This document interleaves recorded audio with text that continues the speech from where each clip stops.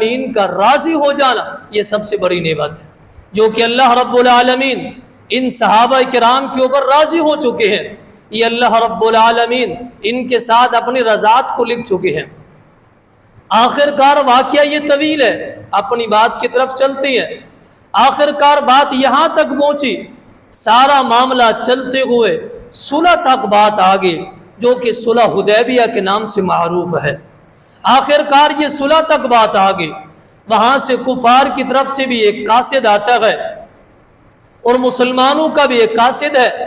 یہ خط لکھنا اور صلح نامہ، یہ عہد نامہ لکھنا انہوں نے شروع کر دیا ہے۔ صحابہ کرام سیدنا علی مرتضی رضی اللہ تعالی عنہ نبی اکرم صلی اللہ علیہ وسلم کے حکم پہ یہ عہد نامہ لکھنا شروع کر دیتے ہیں۔ حالانکہ عہد نامہ کے لیے دو چیزوں کا ہونا بہت ضروری ہوتا ہے، جو کہ جب کہ دونوں فریق، دونوں کی باتیں برابر برابر مانی جاتی ہیں اور ایک عہد نامہ لکھا جاتا ہے۔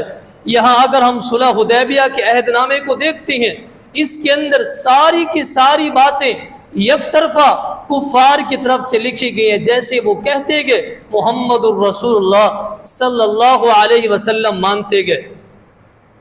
ایک وقت ایسا بھی آیا، ایک ٹائم ایسا بھی آیا، انہوں نے کہا، قاصد نے جو کہ سہیل بن عمر تھے، انہوں نے کہا کہ یہ محمد الرسول اللہ، رسول اللہ کو مٹا دو۔ سیدنا علی مرتضی رضی اللہ تعالیٰ کو آپ نے حکم دیا رسول اللہ کو آپ مٹا دے، محمد بن عبداللہ لکھے آپ۔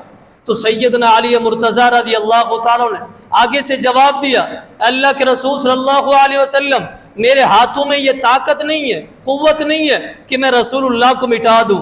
نبی اکرم صلی اللہ علیہ وسلم نے خود قلم لی اور رسول اللہ کو مٹا دیا۔ یہ سیدنا علی مرتضی رضی اللہ تعالیٰ کا ادب ہے۔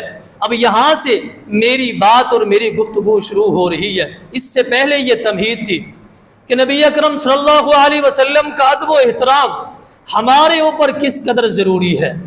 آپ کی ذات کا ادب و احترام، آپ کی بات کا ادب و احترام ہمارے لیے کس قدر ضروری ہے، ہمارے اوپر کس قدر یہ فرض عین ہے۔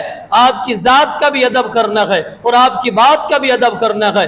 اگر ہم نے ذات کا ادب کیا، بات کو چھوڑ دیا، پھر بھی کام مکمل نہیں ہے، انسان کی کامیابی مکمل نہیں ہے۔ اگر انسان ذات کے ادب کو چھوڑتا ہے، بات کے ادب کو لیتا ہے، پھر بھی انسان کا یہ ایمان مکمل نہیں ہے۔ اس کے آگے دلیلیں پہ پیش کریں گے، لیکن جج آپ ہوں گے، صرف میں دلیلیں پیش کروں گا اور آپ معاشرے کے اندر یہ چیزیں دیکھیں آیا کہ اس چیز کے اوپر ہمارا ایمان فٹ آ رہا ہے یا نہیں آ رہا، یا ہم اس کے برعکس زندگی بسر کر رہے ہیں۔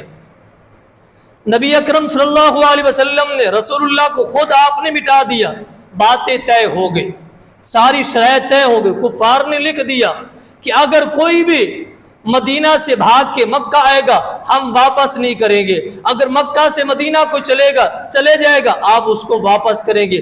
یہ بھی شرط طے ہو گئی ہے، اس سال آپ عمرہ نہیں کریں گے، آپ اگلے سال آ کے عمرہ کریں گے، یہ بات بھی آپ نے لکھ دی ہے۔ جتنی بھی شرائط کفار کہتے گئے نبی اکرم صلی اللہ علیہ وسلم لکھتے گئے۔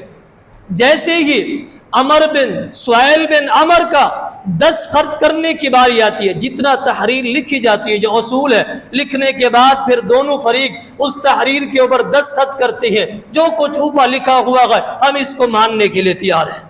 اب سہیل بن عمر جب اس کو کہا گیا یہ تحریر لکھی جا چکی ہے، اس کے اوپر آپ دستخط کریں، اور یہ سہیل بن عمر نے دستخط کرنے سے انکار کر دیا تھا، کہا رسول اللہ کو بھی آپ مٹا دیں اور رحمان اور رحیم کو بھی جو بسم اللہ میں لکھا ہوا ہے اس کو بھی آپ مٹا دیں۔ ساری شرائط آپ کے کہنے کے اوپر ہم نے لکھی ہے، پھر بھی آپ اس کے اوپر دستخط نہیں کر رہے، رسول اللہ کو بھی مٹا دیا۔ جب آخر کار سہیل بن عمر نے دستخط کر دیا، یہ بات طے ہو گئی، چلے گئے نبی اکرم صلی اللہ علیہ وسلم کے بعد عمر بن خطاب رضی اللہ تعالیٰ عنہ تشریف لے کے آتے ہیں، دو زانو ہو کر بیٹھ جاتے ہیں، دونوں گھٹنے کے اوپر آ کے بیٹھ جاتے ہیں۔ اللہ کے رسول صلی اللہ علیہ وسلم، الاسنا علی الحق، کیا ہم حق پر نہیں ہیں؟ آپ نے فرمایا کہ جی ہاں ہم حق پر ہیں۔ کیا یہ کفار باطل پر نہیں ہے؟ کیا یہ باطل پر نہیں ہے؟ آپ نے فرمایا کہ یہ باطل پر ہے۔ پھر سیدنا عمر بن خطاب رضی اللہ تعالیٰ کہتے ہیں پھر آپ نے ساری کی ساری شرطیں ان کی مان لی ہے، جبکہ ہم حق پر ہیں، اس کے باوجود بھی آپ نے ان کی شرائط کو مان لیا ہے۔